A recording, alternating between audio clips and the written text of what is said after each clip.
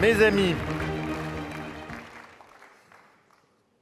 quand j'écoutais l'ardeur de Frédéric, quand je voyais la pugnacité de Anne, quand j'écoutais la façon recueillie et attentive dont vous prêtiez garde à tous les propos de Manfred, et quand je voyais cette manière qui lui est si propre, qu'a François-Xavier de retirer la politique vers le haut, lui qui, lors de ce débat télévisé des Européennes, là où les autres sortaient des passoires rouges, tel autre un segment de piment d'Espelette, un dernier une paire de menottes, lui a sorti un livre. Un livre, et pas n'importe quel livre, le livre de l'Iliade d'Homère. Je me dis que je suis fier de nous retrouver faisant de la vraie politique, de nous retrouver tirant les choses vers le haut. Je suis fier de sentir qu'ensemble, en 2 ans, nous avons petit à petit reconstruit la dynamique de notre famille politique. Je suis fier de vous sentir présents, avec de l'envie, avec de l'enthousiasme. Je suis fier de nous voir rassemblés avec tous nos parlementaires, ici, autour de cette terre d'Alsace, avec les amis de Lorraine, de Franche-Comté, de Bourgogne qui sont venus.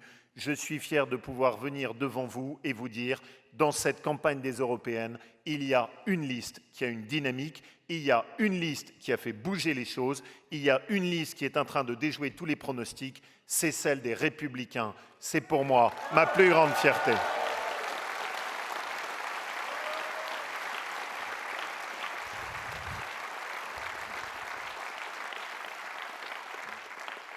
Je voudrais d'abord remercier Manfred. Il n'y a pas que les Alsaciens en France qui savent parler allemand.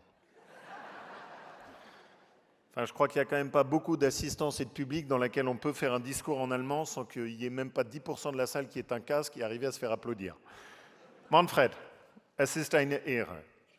Es ist eine Ehre, dich hier in Straßburg zu willkommen. Ich schätze Manfred sehr. Es ist ein Freund. Wir haben seit 2 Jahren miteinander eng gearbeitet. Manfred, es ist die Zukunft für die ÖVP. Manfred, herzlich willkommen bei uns. Herzlich willkommen hier in Straßburg, wo du so stark gearbeitet hast. Du bist ein Freund für Frankreich. Danke, Manfred, für deine Hilfe.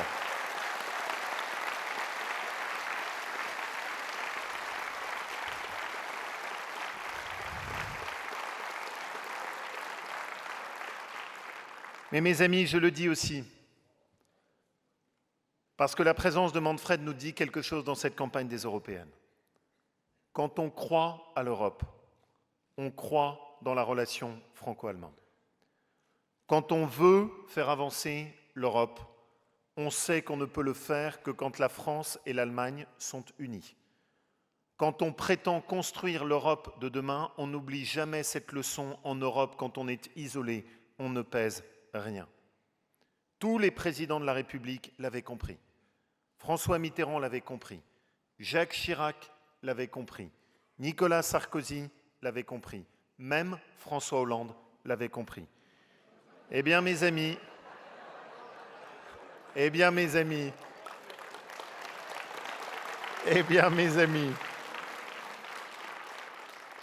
je veux vous le dire, dans cette période difficile que traverse la relation franco-allemande, nous n'oublions pas ce message. Nous croyons dans la nécessité d'une confiance mutuelle entre la France et l'Allemagne et je suis heureux qu'aujourd'hui, notre famille politique soit celle en France qui incarne cette relation entre la France et l'Allemagne. Merci à vous.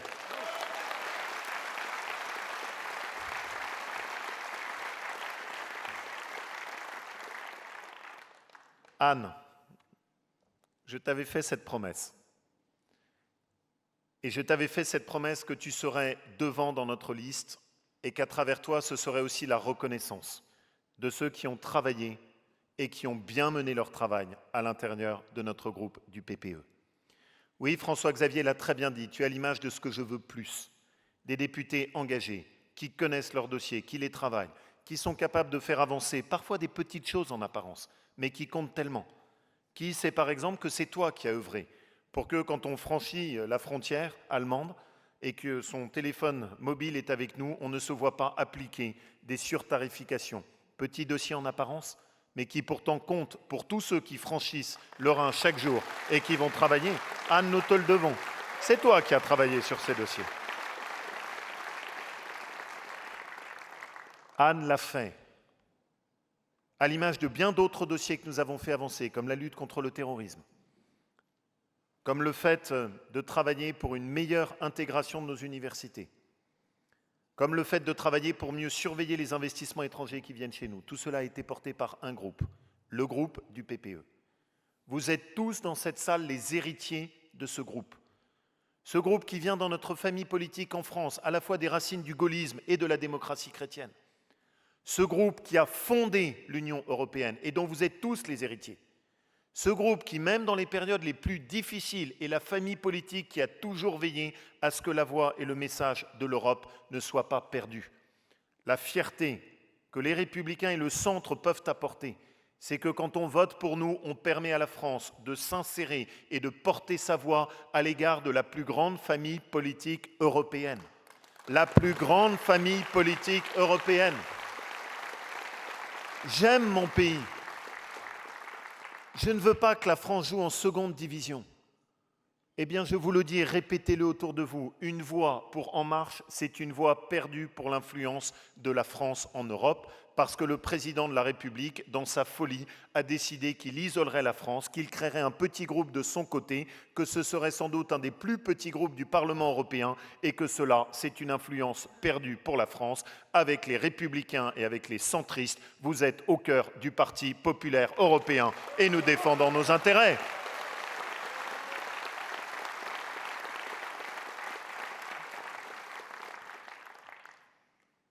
Ici, à Strasbourg. J'ai vécu ici à Strasbourg avec ma femme. Et nous n'en gardons que des souvenirs heureux.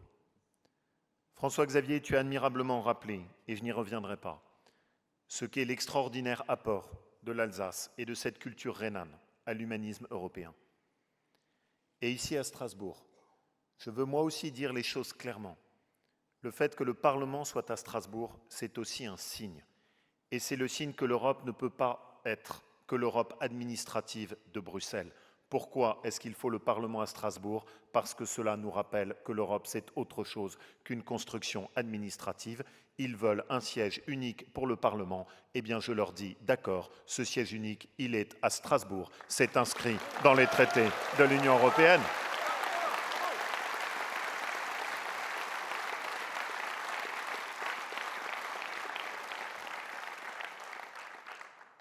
Pourquoi pensez-vous que les choses bougent pour nous?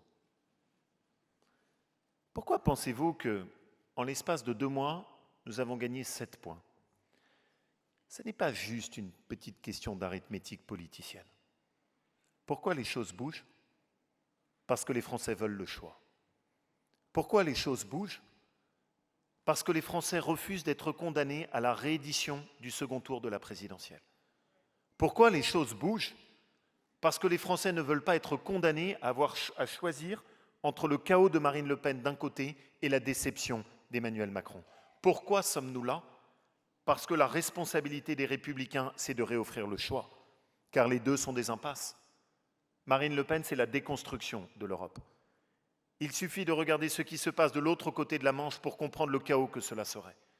Marine Le Pen, c'est la sortie de l'euro.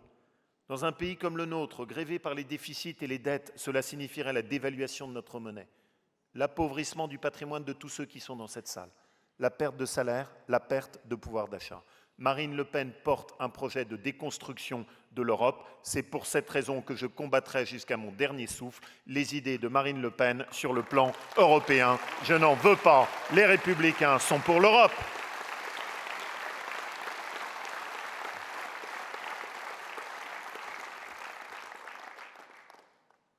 Alors oui, refonder l'Europe pour établir la France. Mais refonder l'Europe. Parce que, et c'est la deuxième impasse, Emmanuel Macron n'a pas compris qu'il fallait changer l'Europe. L'Europe qu'il nous propose, c'est toujours plus de l'Europe qui a échoué. Plus d'élargissement, comme s'il n'y avait pas déjà suffisamment de pays différents avec lesquels nous avons tellement de mal à nous entendre. C'est l'Europe des normes. Lui qui propose dans chacun de ses discours de créer des normes et des agences supplémentaires. C'est l'Europe des impôts. Lui qui en un discours a proposé de créer 4 taxes supplémentaires européennes. C'est l'Europe de la bureaucratie. C'est l'Europe au contraire que nous ne voulons pas. Il n'a pas compris que si l'on voulait redonner un souffle à l'Europe, comme Manfred l'a très bien dit, il fallait avoir la volonté de changer l'Europe. Alors oui, Marine Le Pen et Emmanuel Macron sont les 2 visages d'une même impasse. Une impasse qui nous condamne à ne pas repenser l'Europe et à lui redonner un souffle. Nous croyons dans la nécessité du projet européen et nous sommes convaincus que pour cela, il faut remettre l'Europe sur le bon chemin. Quand on nous demande quelle est l'Europe que vous voulez, eh bien répondez, l'Europe que nous voulons, c'est l'Europe que nous aimions. L'Europe que nous voulons, c'est l'Europe qui marchait. L'Europe que nous voulons, c'est l'Europe qui a du souffle. L'Europe que nous voulons, c'est l'Europe qui avait des projets. L'Europe que nous voulons, c'est l'Europe qui est capable de défier tout à la fois la Chine et les États-Unis. L'Europe que nous voulons, c'est celle qui est capable de répondre à la fois à la dérégulation climatique et en même temps à l'immigration. L'Europe que nous voulons, c'est une Europe qui protège et qui en même temps assure l'avenir de nos enfants. L'Europe que nous voulons, c'est celle qui s'appuie tout à la fois sur nos racines et a le goût de l'avenir et du souffle de demain. C'est celle-là, l'Europe que nous voulons.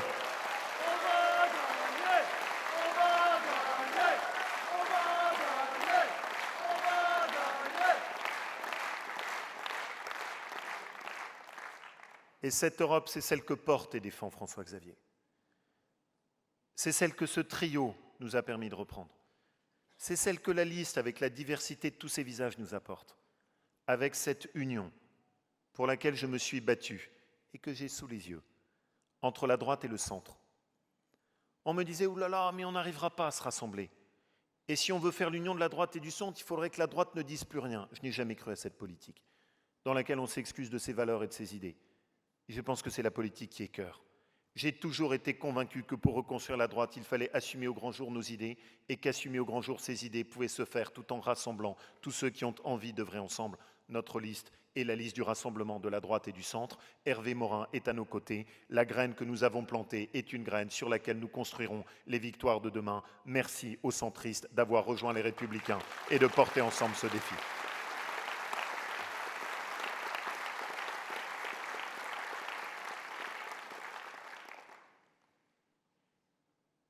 Et nous sommes les seuls à parler d'Europe. Les autres parlent de Bruxelles, certains parlent de la Commission européenne, d'autres s'enfoncent dans un affrontement entre le souverainisme ou le fédéralisme.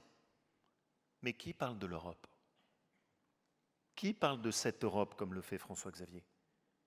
Qui parle de la civilisation?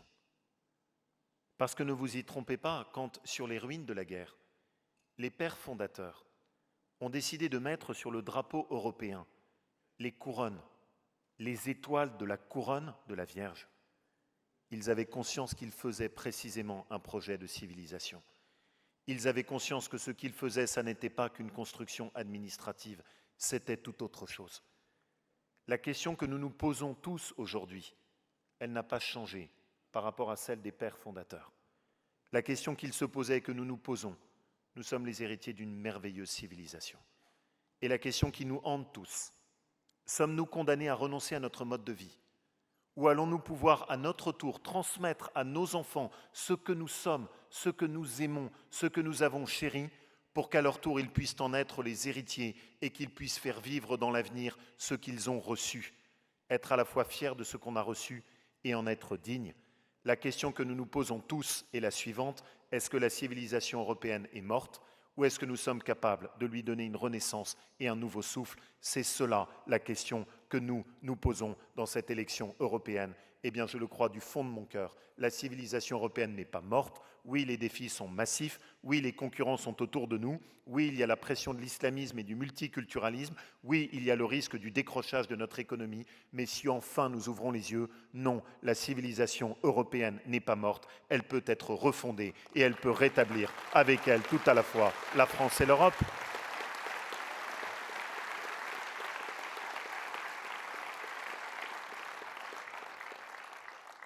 Une civilisation, Manfred. Une civilisation, d'abord, ce sont des frontières. Il y a des limites. Tout le monde n'appartient pas à l'Europe. Et Manfred, tu auras notre soutien totale dans le fait de mettre fin, une bonne fois pour toutes, à ce cinéma des négociations avec la Turquie. La Turquie n'est pas européenne, elle ne le sera jamais.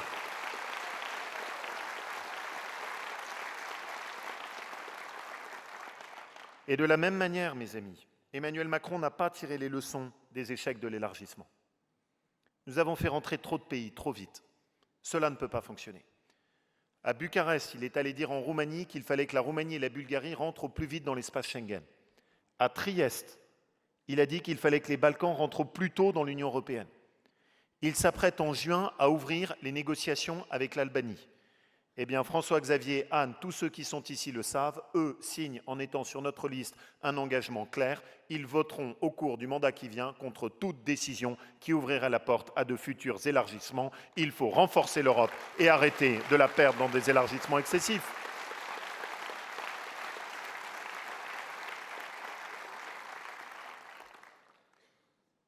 Les frontières et défendre ces frontières. Comme j'étais heureux, Manfred, d'entendre que tu en faisais ta première priorité. Nous défendons, nous, le principe d'une double protection de nos frontières. Il faut d'abord une protection européenne, ce que n'a pas compris Marine Le Pen. Si l'Europe ne protège pas nos frontières, en Espagne, en Italie, en Grèce, alors ceux qui rentrent par là viendront tôt ou tard chez nous. Nous avons besoin d'un corps de garde-côtes. Nous avons besoin que ceux qui viennent en direction de l'Europe soient reconduits sur les côtes africaines. Nous avons besoin que les demandes d'asile ne soient pas faites sur le continent européen, mais sur le continent africain. Et nous avons besoin que la règle soit claire. Si l'on est rentré illégalement en Europe, on ne se verra plus jamais reconnu un droit au titre de séjour, parce que sinon, c'est une prime à l'illégalité et à ceux qui ne respectent pas nos règles de loi. Il est temps de remettre de l'ordre.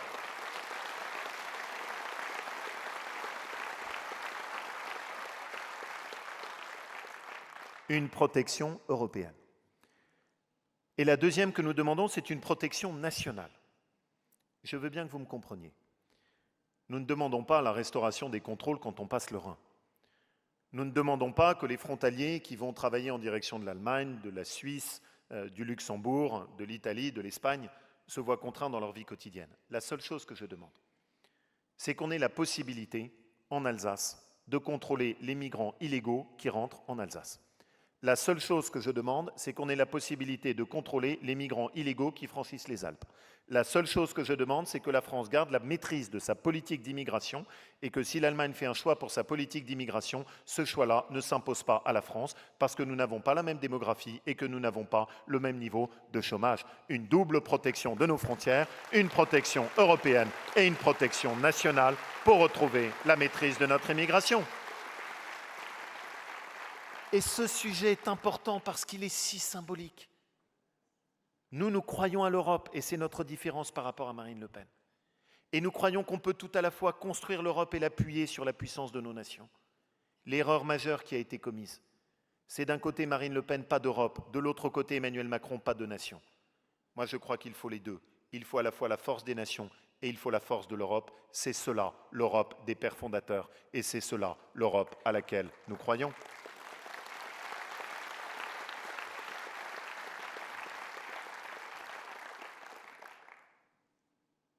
Mais pour qu'il y ait une civilisation, il faut des projets en commun. François-Xavier l'a si bien dit. Pas toutes ces normes qui énervent, qui hébètent, qui abrutissent. Toutes ces normes qui finissent par tourner le dos au bon sens. Nous étions tout à l'heure à Bilvisheim, sur une exploitation de producteurs d'asperges. Pensez-vous qu'il y a des normes qui lui interdisent d'avoir des lits superposés pour pouvoir loger les saisonniers qui viennent récolter les asperges? Mais où est-on allé se loger? Pensez-vous que quand l'inspection du travail vient chez lui, elle mesure la taille de ses toilettes et les différentes normes qui sont applicables au lieu de s'assurer qu'il puisse continuer à avoir du travail? Mais où sommes-nous tombés? Ce n'est pas cela dont on a besoin. Et la France est souvent bien plus folle que l'Allemagne parce que nous, on est tellement plus intelligents, qu'on pond tellement plus de normes et qu'au lieu d'avoir ce minimum de pragmatisme qui ferait tellement du bien, nous nous sentons toujours obligés de faire un tout petit peu plus dans ces normes folles qui découragent tous ceux qui veulent entreprendre. Stop les normes, stop!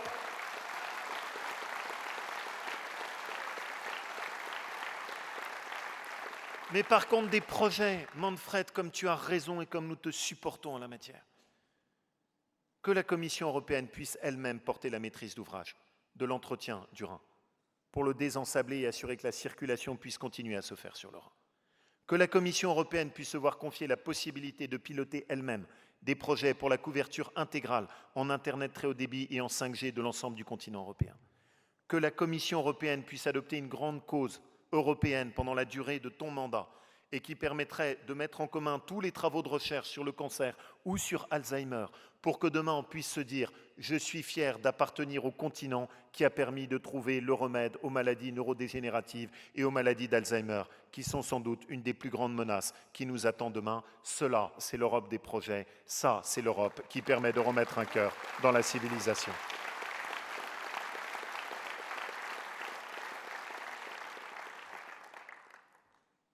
Et une civilisation, enfin, c'est la défense d'une culture. Oui, cette culture est aujourd'hui menacée. Oui, il y a aujourd'hui des gens qui détestent tout ce que nous sommes. Oui, il y a aujourd'hui des gens qui sont parfois nés dans notre pays, sur le continent européen, qui ont bénéficié de tout ce que nous leur avons offert et qui ont tourné leur haine et leurs armes contre ceux qui leur ont tout donné.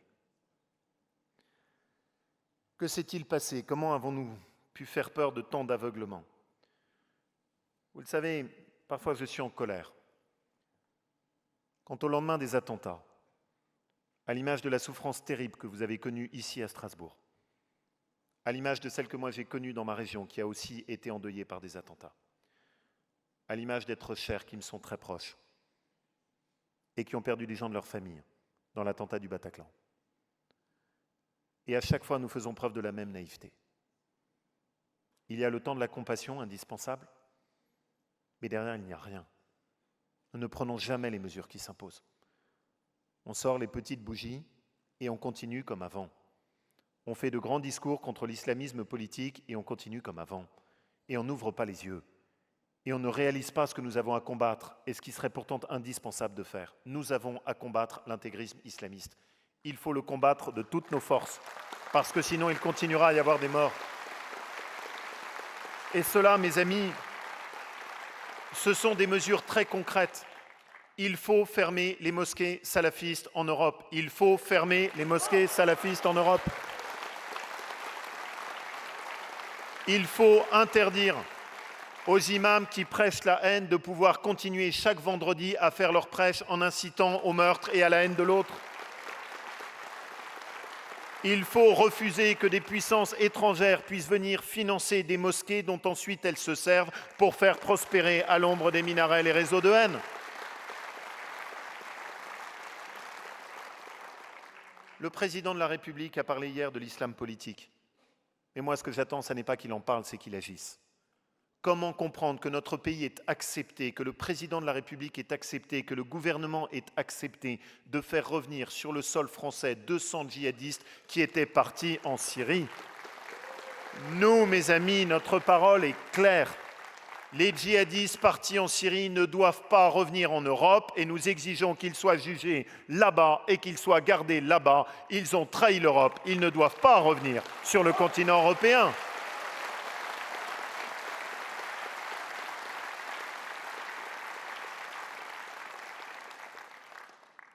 Et quand je vois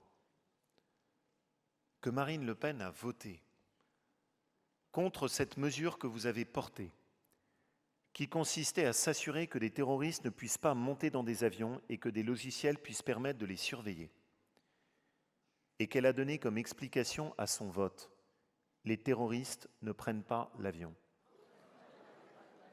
Mesure-t-on l'ampleur de ce qu'est la crédibilité de telles personnes après les attentats du 11 septembre, dans un pays comme le nôtre, où ces deux barbares, qu'étaient Mohamed Merah et M. Kouachi, avaient tous les deux bien évidemment pris l'avion pour se rendre au Yémen et pour se rendre en Afghanistan. Madame Le Pen, vous n'êtes pas à la hauteur dans cette lutte contre le sujet qui est indispensable et qui est celui de la lutte contre le terrorisme.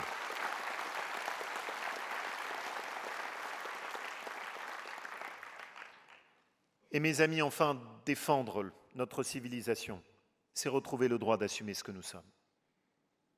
Que s'est-il passé? Notre pays a accueilli pendant des années des gens qui venaient de partout, qui venaient de Pologne, qui venaient de Belgique, qui venaient d'Italie, qui venaient d'Espagne, qui venaient du Portugal, qui venaient du sud de la Méditerranée, et qui se sont admirablement intégrés. Qui se sont intégrés parce qu'ils venaient en ayant la volonté de travailler et parce qu'ils venaient en ayant la volonté de faire leur ce qu'était notre civilisation. Et petit à petit, Angela Merkel l'a très bien dénoncé quand elle a dit « nous sommes tombés dans l'impasse du multiculturalisme ». Eh bien, petit à petit, nous avons inversé le devoir d'intégration. Nous avons laissé croire que ça n'était pas à celui qui venait de s'intégrer, mais que c'était à nous de nous adapter au mode de vie de celui qui venait. Nous avons renoncé petit à petit à porter la transmission de notre culture, la fierté de notre histoire, à enseigner notre littérature, à défendre notre mode de vie. Tu l'as dit, François-Xavier, il y a une leçon à Notre-Dame. La leçon de Notre-Dame, c'est qu'une civilisation, c'est précieux. La leçon de Notre-Dame, c'est qu'il y a des incendies visibles. Mais la leçon de Notre-Dame, c'est aussi qu'il y a des incendies invisibles. La leçon de Notre-Dame, c'est que quand on est aveugle ou lâche, on peut perdre ce qu'on nous a transmis. À chaque fois que nous acceptons que dans une salle de classe, on n'enseigne plus les racines chrétiennes de notre pays, à chaque fois que nous acceptons que dans une salle de classe, on n'enseigne plus la Shoah parce que cela aboutit à une insurrection, à chaque fois que nous assumons que dans un quartier, une femme se voit forcée de porter le voile parce qu'on ne lui laisse pas le choix. Et Madame Loiseau, comment comprendre, vous qui êtes la tête de liste d'En Marche, que vous ayez pu dire que vous ne voyez pas la différence entre le foulard islamique et le foulard que portait Sœur Emmanuelle? Moi, la différence, je la vois bien, elle est dans la conception de la liberté de la femme, Madame Loiseau.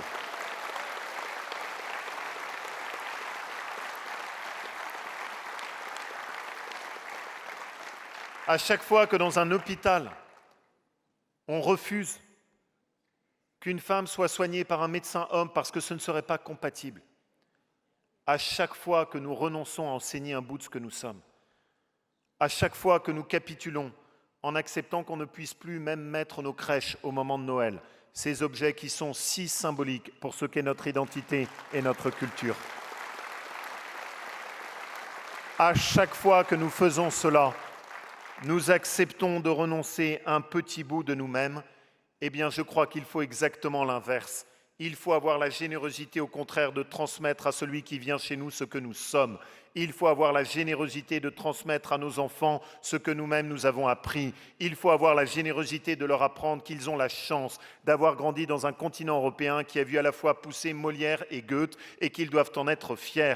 Il faut avoir juste cette générosité d'enseigner à ceux qui viennent que la meilleure garantie pour construire l'avenir, c'est d'avoir des racines, c'est d'avoir des fondations et c'est de comprendre que la meilleure protection de l'avenir, c'est de savoir d'où l'on vient. Quand l'on veut avancer, il faut savoir d'où l'on vient. C'est cela ce que nous portons dans cette élection européenne.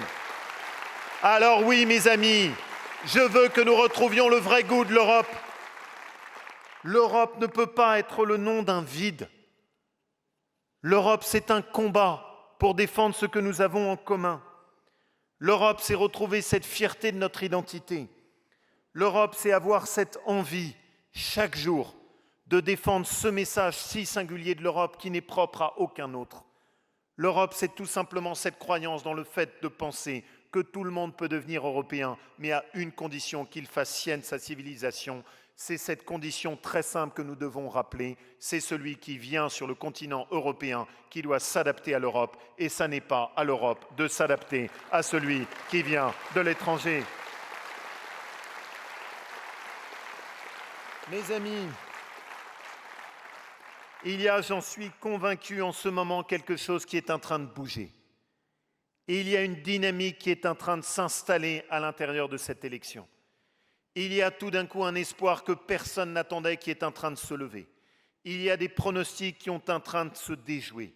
Il y a tout d'un coup une petite brèche qui est en train de s'ouvrir et qui, chaque jour qui passe, est en train de s'élargir. Il y a des électeurs et des Français qui, comme vous et nous, ont envie, eux aussi, de pouvoir changer les choses.